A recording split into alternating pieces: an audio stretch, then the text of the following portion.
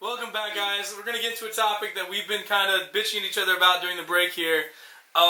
Movie premises we hate and things that we hate. And I'm gonna get right into it because me and Andrew are having a discussion off the topic. I think Thor as a superhero is bullshit because he's not a superhero. He's a Norse god. And Andrew, I'm gonna let you provide your counter argument before I destroy you. Go. Well, Thor is an alien because that's the premise in fucking Agents of S.H.I.E.L.D. They told us that he's an alien because he's Asgardian, and they came, and it's actually not Norse mythology, it's history. Okay. If my laptop was working properly right now and had a better Wi-Fi connection where we're filming, I would Google Thor right now. And the first thing to come up would probably be the second movie. But the second thing would be about how he's a Norse god. And Asgard is where they lived. Hence, they would be Asgardians. His brother was Loki. His dad was Odin. They are both mentioned in his lore as a superhero, but they are gods. I'm pretty sure I know what Asgard is. I've played Skyrim, and I've made it there. Okay, first off, different Asgard. No, it's not. In Skyrim. Same thing. But then, okay, we're gonna get into a really nerdy comic book fucking gay discussion right now, and I'm fine. We'll get into the movie thing in a second. But, okay, Skyrim is a completely different universe. So you're gonna pull in a video game universe which has nothing to do with what we're talking about as your counter argument? I'm just pulling it all together. Mashing it all into one. You just said that You're talking about reality, and I'm talking about what I want to talk about, which makes my arguments correct.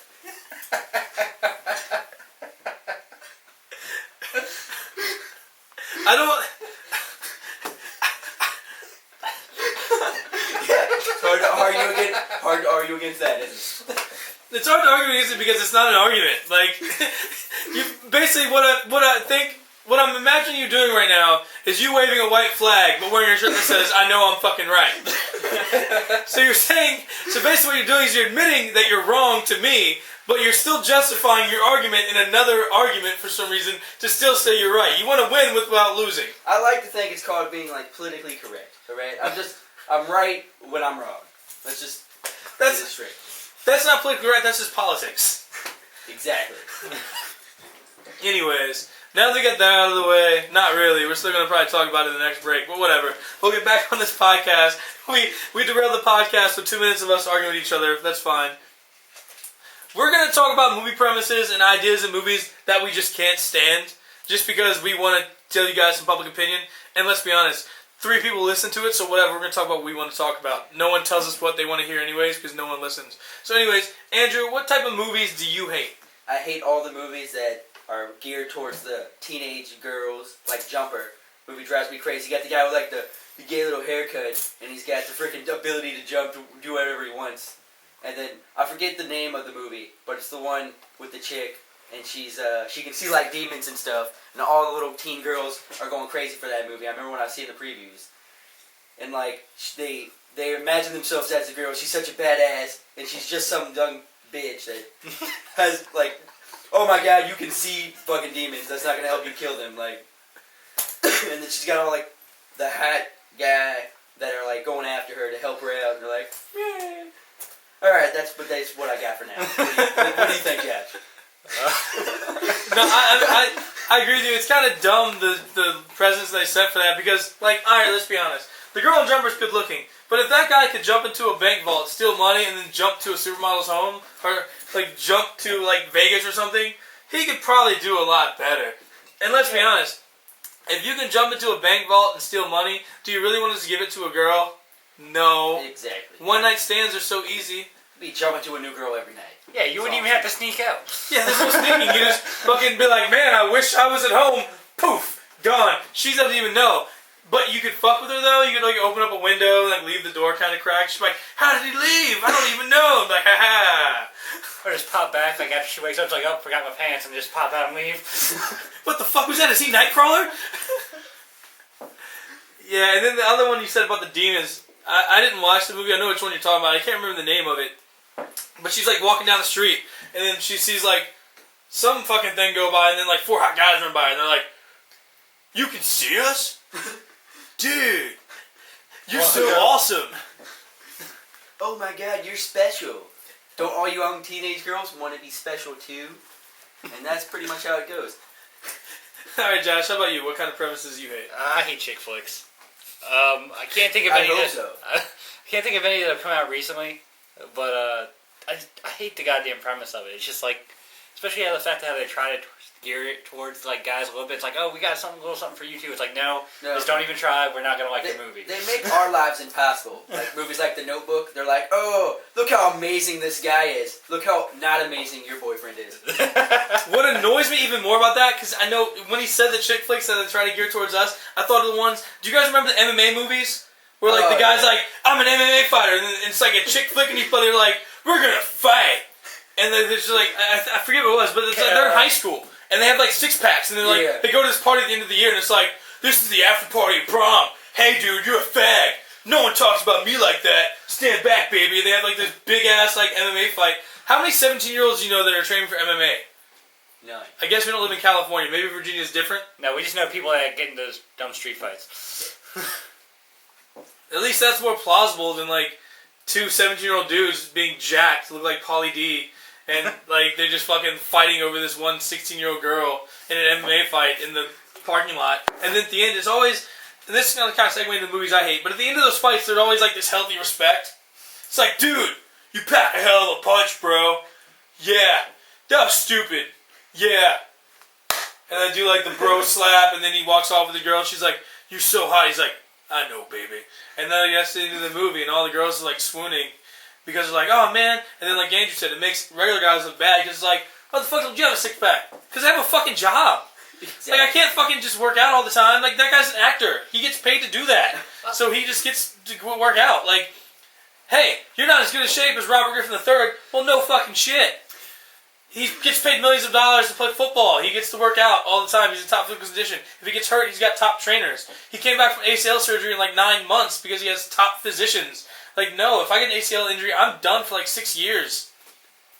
I like that in especially with like the one movie you're talking about. I was like, that asshole guy that's done fucked everybody over the entire movie just comes up and is like, hey man, you pack a hell of a punch. Everyone thinks he's a good guy now. It's like, no, that motherfucker hasn't changed.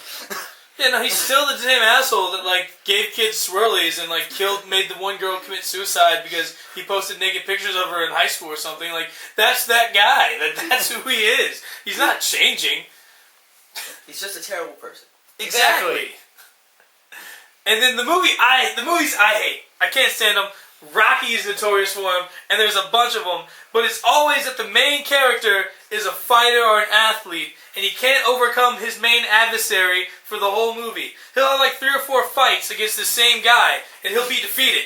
Like, unanimously defeated. Like, doesn't even pack a punch. Like, the guy will just dodge him, hit him in the face, knock him out, and they're like, oh man. But at the end of the movie, he'll meet like an old black guy or something like that, and they'll be like, you need to learn how to do this. And they'll teach him like one stupid punch that you can't throw in real life or you'll get made fun of. It's like, step, pop your elbow back about halfway. Then when you punch, say yes, and twist your fist right at the end. And you'll punch him in the face and knock him right out. So they do this like shitty montage where he's like catching fish or like riding a bike, and then like he'll see him pat his dart on the head. They'll do like 3 pull-ups, and then it'll be like pass to the end of the fight. And the guy's sitting there and he's getting hammered by this guy because he didn't do what his trainer told him. He forgot the whole time. Like the whole reason for the montage was he learned how to beat this guy, but he forgot for the first 5 minutes of the fight. So he's getting pummeled by this guy who looks like he's like from Sparta. He's just punch him in the face. And at the end he'll be like falling down to the ring and it'll be like an 8 count. He'll be like 7, 8, and then at that time will stop. And he'll have an inner monologue that lasts for 30 seconds, even though he's only got 2 to get up. And he'll look at his daughter and be like, I fucking love you. This is for you, baby. And he gets up with a mild concussion. He probably shouldn't get out. He needs smelling salts. The NFL wouldn't let him get back on the bench. But he gets up, and he'll stand there, and he'll do like a almost Dragon Ball Z-like thing, and it'll still be slow motion. It'll be slow motion for like 3 minutes while he's doing this whole inner monologue thing. And he'll step back, he'll take his elbow back about halfway, and it'll look like he's charging up Kamehameha wave. And the other boxer will stand there and look at him, and he'll do like some like shitty smirk and like spit something out, and then get ready to just like uppercut his head off, like Rock'em Sock'em Robots. And then the guy will be like, I fucking love you! And he'll go up and he'll go, yes! And he'll twist his fist at the last second, and the guy's face will explode. And everyone will be like, yes, that's murder, but thank God we had a boxing sanction licensed by Las Vegas. Woo! You win! And his daughter will see him kill somebody in cold blood, but she'll love him. Like, the first thing will happen his 8-year-old daughter will run through a bunch of drunken fans through the crowd somehow, not get hurt, and jump in the ring like, Daddy, I love you! And his face is mangled, like his eyes he can't even see. His like lower lip is falling off, and he's like, I love you too, baby! And they never done a movie with like the post-concussion syndromes.